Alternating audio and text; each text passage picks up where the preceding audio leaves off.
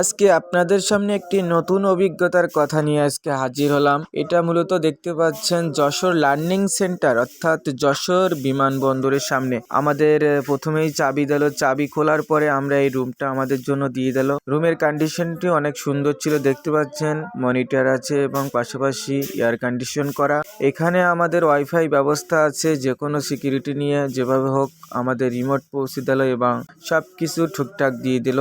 এবং আমরা ব্যাগগুলো গুছিয়ে আমরা আমাদের জায়গাটা সুন্দরভাবে দেখে নিচ্ছি। এই পাশে আমাদের ওয়াশরুমের ব্যবস্থাও কোনো সমস্যা নেই, যাক অনেক সুন্দর একটা পরিবেশ। তো যাই হোক, আমি আপনাদের সামনে একটু শেয়ার করতে আসলাম, সত্যি খুব ভালো লাগলো। যাই হোক, আমরা অনেক ক্লান্ত বোধ করে দিন শেষে যখন আমরা পৌঁছে গেলাম তখন আমাদের খাওয়ার জন্য অ্যারেঞ্জমেন্টের ব্যবস্থা আছে, তাই আমরা সেখানে আমরা হাত মুখ ধুয়ে এবার আমরা খাওয়ার জন্য প্রস্তুতি নেব। যাই হোক, আমরা ভিতরে ঢোকার চেষ্টা করছি। দেখেন খুব সুন্দর একটি পরিবেশ, এত সুন্দর একটা মনোরম পরিবেশ আপনি না দেখলে বুঝতে পারবেন না।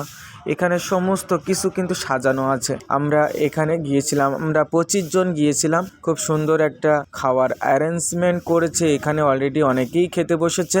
আমরা একটু ধীর স্থিরভাবে গিয়েছিলাম, যার কারণে আমরা একটু পিছিয়ে পড়লাম। যাই হোক, সমস্যা নেই। এখানে বিভিন্ন রকমের আইটেম খাওয়ার পরে আমরাও আবার রুমে চলে আসলাম।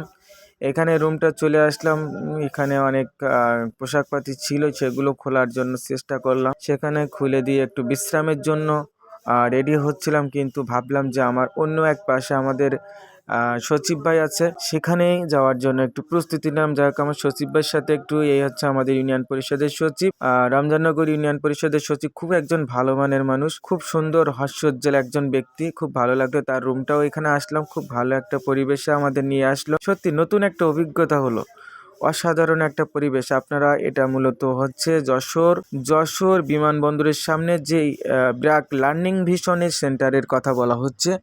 যাক, ভালো লাগলো আজকের দিনটা, সকলে ভালো থাকবেন।